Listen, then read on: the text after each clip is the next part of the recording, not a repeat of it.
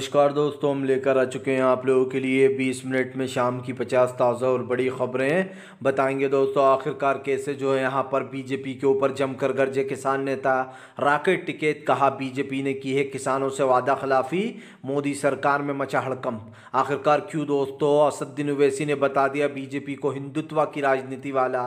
ओवैसी बोले देश को हिंदुत्व में ढाल रही है धीरे धीरे बीजेपी। क्यों दोस्तों? तेजस्वी यादव का एक एक बयान सोशल मीडिया पर हो रहा है वायरल। कैसे नीतीश कुमार को दोस्तों भिगो भिगो कर मारी हैं तेजस्वी यादव ने।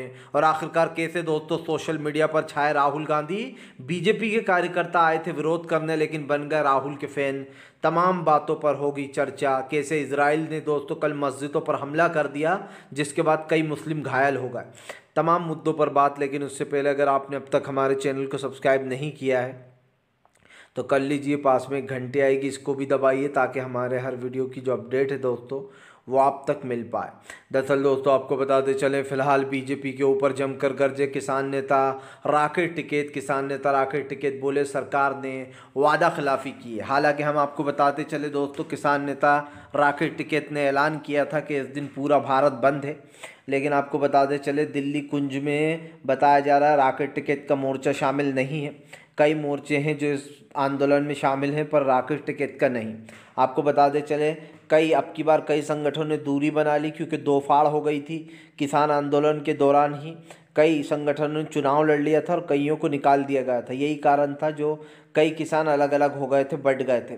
ऐसे में दोस्तों आपको बताते चले, अब सीधी सी बात है, जब एकजुटता नहीं होगी दोस्तों तो ताकत कहाँ से आएगी। लेकिन जो अब किसानों का ये मार्च था इसकी ताकत साफ दिखाई दे रही है। हालांकि सरकार से बातचीत चल रही है इस पर, लेकिन दोस्तों किसानों की ताकत के आगे सरकार झुक गई है। राकेश टिकैत ने साफ कहा है कि फिलहाल सरकार से डरते नहीं है, बैरिकेडिंग कीलें हटाना हम भी जानते हैं। आपको बताते चले दोस्तों, फिलहाल राहुल गांधी के फैन हुए बीजेपी के कार्यकर्ता। राहुल के फैन होकर दोस्तों राहुल का किया सपोर्ट।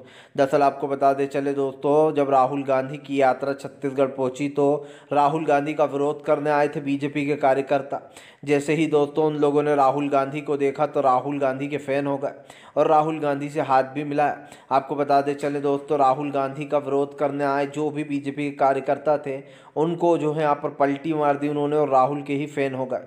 सीधी सी बात ये दोस्तों, जब भी राहुल गांधी की यात्रा निकलती है तो बीजेपी उसका विरोध ज़रूर करवाती है अपने लोगों से, लेकिन राहुल गांधी उन लोग को भी फ्लाइंग किस देते हैं और राहुल दोस्तों रुकते नहीं हैं। राहुल गांधी की भारत जोड़ो यात्रा दोस्तों न्याय यात्रा, लोगों को न्याय दिलाने के लिए है और इसको काफ़ी अच्छा रिस्पॉन्स भी मिल रहा है। लेकिन दोस्तों याद कीजिए, राहुल गांधी की ये जो यात्रा है इसको दबाने के लिए बीजेपी हर एक एक मुद्दा उठा रही है। कभी वो जो है जयंत को, कभी फ्लोर टेस्ट, ताकि दोस्तों राहुल गांधी की जो यात्रा है वो इतनी ज़्यादा प्रचलित ना हो पाए। और सीधी सी बात ये है दोस्तों, पूरी मीडिया राहुल की इस यात्रा से नज़ारत रहती है। आप देख लीजिए तमाम बड़े चैनल जो हैं वो राहुल की भारत जोड़ो न्याय यात्रा नहीं दिखाते क्योंकि ऊपर से ऑर्डर होता है कि राहुल की यात्रा को ज़रा भी तवज्जो ना दिया जाए।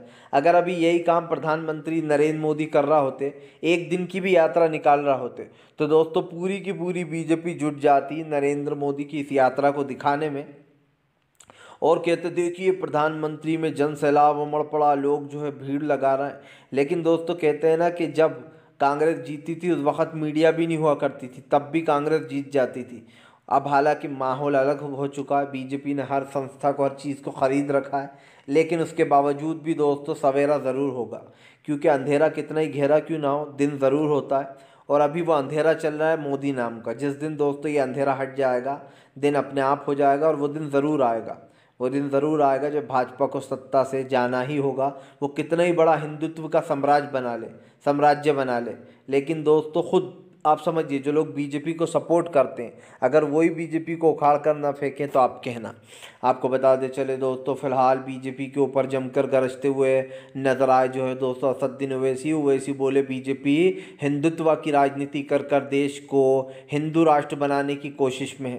दरअसल दोस्तों आपको बताते चले, बीजेपी पूरी कोशिश करती है कि देश को हिंदू राष्ट्र बना दिया जाए क्योंकि बीजेपी के नेता और ख़ास करके वो पोंगा पंडित जो बीजेपी के पक्ष में काम करते हैं वो लोग भी हिंदुत्व का ढोल बजाते हैं कि एक दिन ये देश हिंदू राष्ट्र बनेगा।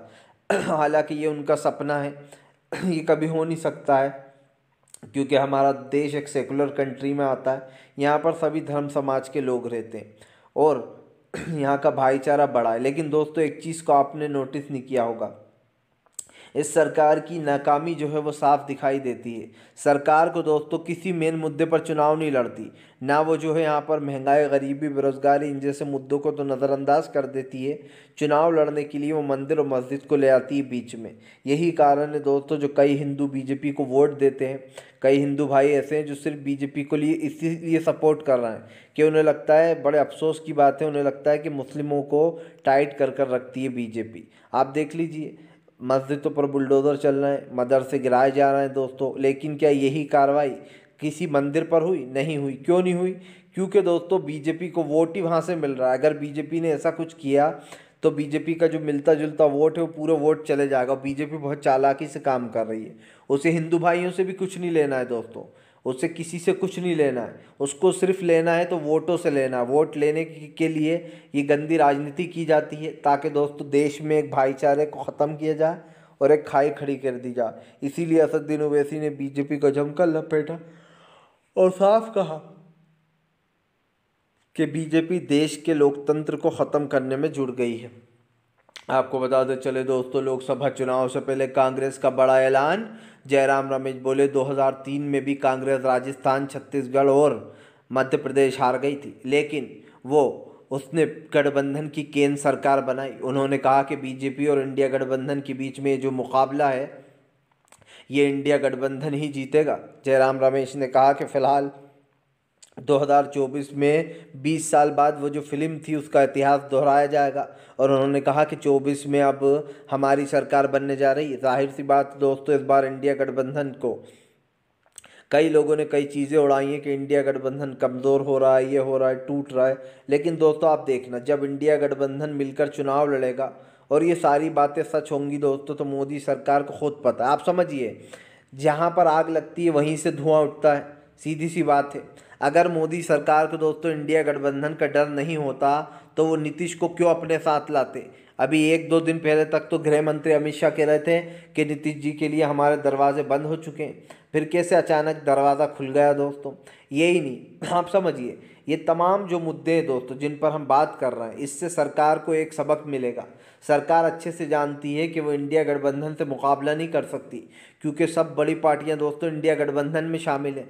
भले ही उसने जयंत चौधरी को अपनी तरफ कर लिया हो, नीतीश कुमार बीजेपी में चले गए हों, लेकिन इससे उल्टा दोस्तों आप समझिए इंडिया गठबंधन को फ़ायदा ही होगा नीतीश के जाने से भी।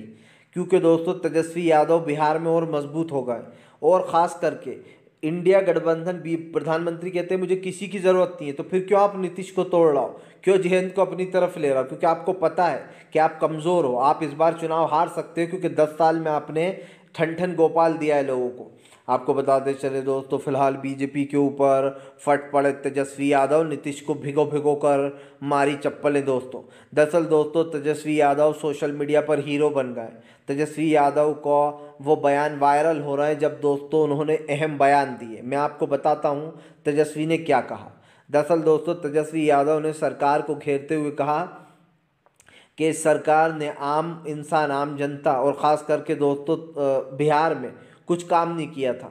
नीतीश कुमार बड़े बड़े दावे करते हैं कि हम इसलिए तो आ गए यहाँ पर क्योंकि जो है यहाँ पर हमारा मन नहीं लग रहा था आरजेडी में, इसलिए हम वापस बीजेपी में आ गए। तेजस्वी यादव ने दोस्तों आप समझिए कितना गहरा जवाब दिया, आपको भी सुनना चाहिए। तेजस्वी ने कहा कि क्या हम नाचने और गाने के लिए हैं जो आपका मन नहीं लग रहा था? क्या हम वहाँ पर नाचना और गाना करें, मन लगाने के लिए थोड़ी ना दोस्तों सत्ता में आते हैं, जनता के लिए काम करने आते हैं। लेकिन नीतीश कुमार का ये बेतुका बयान कि मेरा मन नहीं लग रहा था इसलिए वापस बीजेपी में आ गया, जाहिर सी बात है शायद नीतीश कुमार को नाच गाना देखना होगा। तो तेजस्वी ने मुंह तोड़ जवाब दिया कि हम नाचने गाने के लिए नहीं है। तेजस्वी यादव ने दूसरा दमदार भाषण ये दिया कि तेजस्वी ने कहा कि मोदी जी गारंटी लेते हैं कि नीतीश कुमार अब पलटी नहीं मारेंगे। दोस्तों लिख के ले लीजिए, नीतीश कुमार फिर से एक बार पलटी मारेंगे। सीधी सी बात ये है दोस्तों कि तेजस्वी यादव की ये बात में दम है। तेजस्वी ने कहा कि भैया बार बार ये बात करते हैं नीतीश कुमार कि अब हम पलटी नहीं मारेंगे, हर बार कहते हैं, तो प्रधानमंत्री मोदी गारंटी लेते हैं क्या कि अब जो है यहाँ पर नीतीश कुमार जी पलटी नहीं मारेंगे? तेजस्वी ने साफ पूछा। तेजस्वी ने कहा कि फ़िलहाल प्रधानमंत्री इस बात की गारंटी ले लें। यही नहीं, तेजस्वी ने कहा कि फिलहाल इन लोगों ने कहा था कि कहाँ से लाएगा लालू का बेटा नौकरियाँ, कि अपने बाप के यहाँ से लाएगा पैसा नौकरियाँ देने को, लेकिन उन्होंने कहा कि काम करके बताया लोगों को और बिहार में रोजगार दिया। तेजस्वी ने यह भी कहा कि मैं आपका ये भतीजा नरेंद्र मोदी को बिहार में रोक कर बताएगा, मैं इस बात की गारंटी लेता हूँ। अब आप समझिए दोस्तों तेजस्वी यादव का ये भाषण कितना ज़ोरदार था। यही नहीं, तेजस्वी यादव को सल्यूट करना चाहिए दोस्तों। आप समझिए कल दोस्तों तेजस्वी यादव के 3 विधायक टूट गए, लेकिन दोस्तों खेल करने वाले थे तेजस्वी। हालांकि ये बात हम आपको बता दें दोस्तों, तेजस्वी यादव खेल कर भी देते, लेकिन दोस्तों सत्ता में इस वक्त कौन है, किसके पास पुलिस प्रशासन है। मैंने आपको क्या कहा था कि खेल हो ही नहीं सकता, भले ही तेजस्वी यादव कोशिश कर सकते हैं, लेकिन बीजेपी के पास पुलिस प्रशासन है। जैसे ही दोस्तों तेजस्वी यादव के घर पर पुलिस फोर्स भेज दी गई थी, आप समझिए कोई कैसे क्या कर सकता है जब पुलिस ही बीजेपी के साथ है, पूरी पूरी मिलिट्री बीजेपी के पास है, पूरा प्रशासन बीजेपी के पास है। तो अगर विधायक दोस्तों बदलना भी चाहें तो वो बदल नहीं सकते, क्योंकि बीजेपी उनको डरा देती है, पुलिस से उन लोगों को वापस बुलवा लेती है कि हमारे विधायक को अगवा कर लिया है। तो कोई भी पार्टी हो कि बेचारी कुछ नहीं कर पाएगी, कितनी समझदार पार्टी क्यों ना हो वो, क्योंकि जाहिर सी बात है दोस्तों पावर तो आपके पास है। और बीजेपी इस पर घमंड करती है कि देखो हमने तो चालाकी चल दी, वो कुछ नहीं कर पा रहे। भैया लाइए एक दिन के लिए पावर सारी तेजस्वी को दे दीजिए, आप भी कुछ नहीं कर पाएंगे। पावर हो तो कोई भी कुछ कर सकता है, इसमें घमंड वाली क्या बात है। अभी एक सड़े हुए इंसान को उठाकर कमिश्नर बना दो, वो अपनी दादागिरी से 1000 लोगों को डरा देगा दोस्तों। तो सड़ेले लोग भी कर सकते हैं, जिसके पास पावर आ जाए वो सड़े से सड़ा इंसान भी दोस्तों ताकतवर बन सकता है। आपको बताते चले दोस्तों फिलहाल एक बार फिर से किसान और सरकार के बीच में छिड़ी जंग। किसान बोले सरकार सिर्फ हमारा टाइम वेस्ट कर रही है और कुछ नहीं कर रही। दरअसल आपको बताते चले दोस्तों सरकार के ऊपर कई सवाल खड़े हो गए। किसानों को सरकार ने बातचीत के लिए बुलाया, लेकिन इसका कोई हल नहीं निकला। किसानों ने कहा कि सरकार सिर्फ टाइम पास कर रही है ताकि हमारा समय निकल जाए। दरअसल दोस्तों किसान नेता राकेश टिकैत तो तमाम संगठनों को इसमें शामिल होना चाहिए था दोस्तों, लेकिन आप समझिए कई संगठन ऐसे हैं जो इस आंदोलन में शामिल नहीं हुए। सीधी सी बात ये है दोस्तों कि फ़िलहाल तमाम संगठनों को इसलिए आना चाहिए था एक साथ दोस्तों, सबको एक होना चाहिए, क्योंकि सरकार तो चाहती है कि वो किसानों को, देश की जनता को, सबको तोड़े, और उसने वो काम किया भी है। कई किसान अलग हो गए दोस्तों एक के बाद एक, कई किसान संगठनों ने अपना अलग रास्ता ढूंढ लिया, जैसे गुरुनाम चढ़ूनी हुए, योगेंद्र यादव का संगठन हुआ, तमाम संगठन है जो अपने अलग अलग रास्ते ढूंढ रहा है। लेकिन सवाल क्या है दोस्तों, सवाल तो ये है ना कि फ़िलहाल मोदी तो यही चाहते हैं कि देश का हर वर्ग टूट जाए। इधर हिंदू मुसलमान को अलग कर दो, उधर किसानों के संगठनों को अलग कर दो दोस्तों, इधर सिख ईसाइयों को अलग कर, तमाम चीज़ें चल रही हैं ताकि कोई बीजेपी के खिलाफ एकजुट होकर खड़ा नहीं हो पाए। और इस चाल में बीजेपी पास भी हो रही है, इस चाल में उसको दोस्तों सफलता भी मिल रही है, क्योंकि हमारे देश की जनता जो है ना दोस्तों, वो समझ नहीं पा रही है कि ये सरकार लोगों को अलग कर रही है, जुदा कर रही है, ताकि लोग कोई भी बड़ा मोर्चा मोदी सरकार के ख़िलाफ़ खड़ा ना हो। और यकीन मानिए दोस्तों इस देश में अब ऐसे हालात बन चुके हैं कि बहुत सारी जनता तो ऐसी हो चुकी है जिसने अब उम्मीद छोड़ ही दी है। मतलब उसको ऐसा लगता है कि अब शायद ही देश कभी सुधरेगा।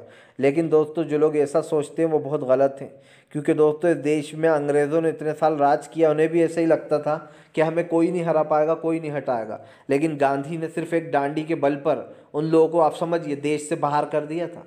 तो ये तो नरेंद्र मोदी हैं दोस्तों, है ना, इनको भी हटाया जाएगा। और सीधी सी बात है, जब सत्ता से हटेंगे तो सबकी पावर ख़त्म।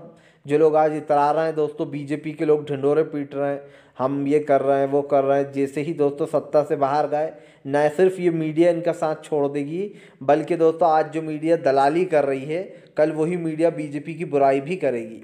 आपको बता दें चले दोस्तों फिलहाल इस बार अखिलेश यादव का बड़ा दावा। अखिलेश बोले पीडीए और इंडिया गठबंधन मिलाकर पूरी 80 सीटें जीतेगा। उत्तर प्रदेश में बीजेपी का अब ख़त्म दोस्तों रावण राज। दरअसल अखिलेश का साफ कहना है कि राम राज नहीं, बीजेपी रावण राज चला रही है। और ऐसे में दोस्तों बीजेपी को हटाने के लिए अखिलेश ने अपना पूरा प्लान तैयार कर लिया। अखिलेश यादव ने खुली चेतावनी दी है कि वो बीजेपी को सत्ता से बाहर कर रहेंगे। अखिलेश ने कहा कि फ़िलहाल बीजेपी देश के लोकतंत्र को ख़त्म करने में जुटी, और ऐसे में दोस्तों आप भी अच्छे से जानते हैं कि देश का लोकतंत्र कितना कमज़ोर हो चुका है। बाबा साहब अम्बेडकर के संविधान की धज्जियाँ उड़ रही हैं, अखिलेश यादव ने कहा कि बीजेपी ने उत्तर प्रदेश की जनता से जो वादे किए थे उसमें से एक भी वादा पूरा नहीं हुआ। विधानसभा से लेकर तो सड़क तक दोस्तों सपा का गुस्सा दिखाई दे रहा है। अखिलेश यादव ने कहा कि इस बार योगी सरकार की पोल खोलकर रहेंगे वो, और उत्तर प्रदेश की जनता उनके साथ है। अखिलेश ने कहा कि बीजेपी कितनी लंबी लाइन बना ले लेकिन वो घोसी की तरह ही चुनाव हारेगी, जैसे घोसी में बीजेपी चुनाव हार गई थी। उन्होंने कहा जयंत चौधरी को ले लो या और लोगों को भी साथ में ले लो, तब भी हार जाओगे चुनाव। सीधी सी बात ये दोस्तों, अखिलेश की ये चेतावनी बीजेपी के लिए भारी पड़ने वाली है, क्योंकि दोस्तों बीजेपी समझ नहीं रही है इस बार विपक्ष ही आएगा दोस्तों सत्ता में। 24 में बदल जाएगा गेम दोस्तों। और आप समझिए, जिस दिन मोदी सरकार की सारी ताकत चली गई दोस्तों, उस दिन ये सरकार कुछ नहीं कर पाएगी, यकीन मान लीजिए। इस सरकार के पास दोस्तों कोई वो है ही नहीं कि टिकी रहे, और इस सरकार का गेम अब बहुत जल्दी ओवर होने भी वाला है, क्योंकि देश की जनता देख रही है दोस्तों। हम उनकी बात नहीं कर रहे जो बीजेपी का सपोर्ट करते हैं, वो तो हैं दोस्तों अंधभक्त, उन्हें कोई फ़र्क नहीं पड़ता, बीजेपी चाहे कुछ भी करे वो बीजेपी का सपोर्ट करेंगे। ऐसे लोगों की बात नहीं कर रहे हैं हम, उन लोगों की बात कर रहे हैं दोस्तों जो देश को सच में बदलना चाहते हैं, जो चाहते हैं कि देश में एक ऐसी सरकार आए दोस्तों जो कहीं ना कहीं देश के भाईचारे को और बढ़ाए, और देश में कहीं ना कहीं जो है यहाँ पर दोस्तों आंदोलन को रोका जाए। तो अब साफ दिखाई दे रहा है कि फ़िलहाल ऐसी सरकारों को रोकने के लिए दोस्तों काफ़ी कुछ हमें नई चीज़ देखने को मिलेगी। आपको बताते चले दोस्तों, फ़िलहाल भारतीय जनता पार्टी के ऊपर जमकर गरजते हुए नजर आए जो है राहुल गांधी। राहुल बोले बीजेपी देश को तोड़ना चाहती है, लेकिन दोस्तों जाहिर सी बात है भारतीय जनता पार्टी दोस्तों देश में पूरी तरीके से जो लोगों को अलग अलग करने में जुटी है, उसको लेकर जमकर भड़कते हुए नजर आए हैं जो है राहुल गांधी। राहुल गांधी ने कहा कि बीजेपी की सिर्फ एक ही मंशा है कि वह देश को तोड़कर उनको अलग कर दे। लेकिन दोस्तों इधर एक चीज़ हमें ये देखने को मिली है कि राहुल गांधी ने ये साफ कर दिया है कि देश में जो भाईचारा है, जो प्यार मोहब्बत है, जिसको ख़त्म कर रही है बीजेपी, हम उसको ख़त्म नहीं होने देंगे। आपको बताते चले दोस्तों, फ़िलहाल बीजेपी के ऊपर राहुल गांधी ने आरोप लगाया कि बीजेपी देश को तोड़ रही है, लेकिन हम देश को जोड़ने का काम करेंगे।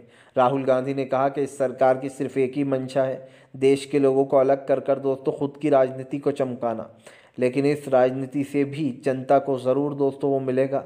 और सीधी सी बात है दोस्तों, जो लोग देश को तोड़ने का काम कर रहे हैं उन लोगों को एक सबक तो मिलना ही चाहिए। भारतीय जनता पार्टी की असलियत जो है दोस्तों वो जनता के सामने आ चुकी है। देश में भाईचारा, प्यार मोहब्बत, इन चीज़ों को ख़त्म किया जा रहा है, और ऐसे में दोस्तों अब बीजेपी पूरी तरीके से जो है यहाँ पर फेल हो चुकी है। लेकिन एक चीज़ तो साफ़ हो गई है दोस्तों कि फ़िलहाल बीजेपी को पूरी तरीके से अब देश की दोस्तों जनता सबक ज़रूर सिखाएगी। मतलब साफ़ है दोस्तों कि हमारे आने वाले देश में एक ऐसी सरकार बनना चाहिए जो देश के भाईचारे को बढ़ावा दे।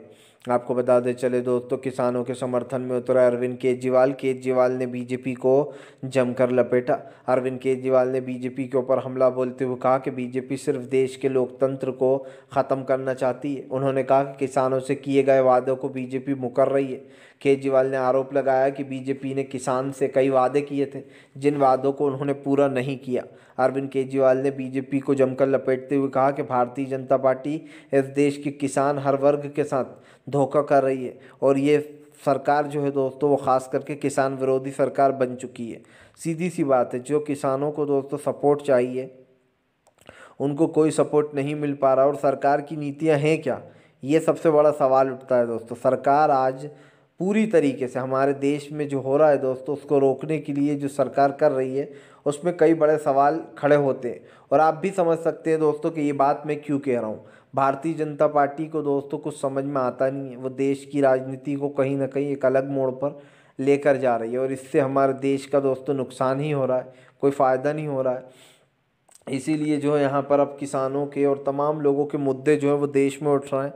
देखना ये है बीजेपी कब तक इनसे बचती है, क्योंकि अब ज़्यादा समय रह नहीं गया है दोस्तों, बस अब बहुत कम समय, जब बीजेपी को सत्ता से बाहर जाने से कोई रोक नहीं सकता। और मुझे ऐसा लगता है दोस्तों इस सरकार को जल्द से जल्द बाहर करना चाहिए, क्योंकि इस देश की राजनीति जो है दोस्तों ख़त्म होती चली जा रही है।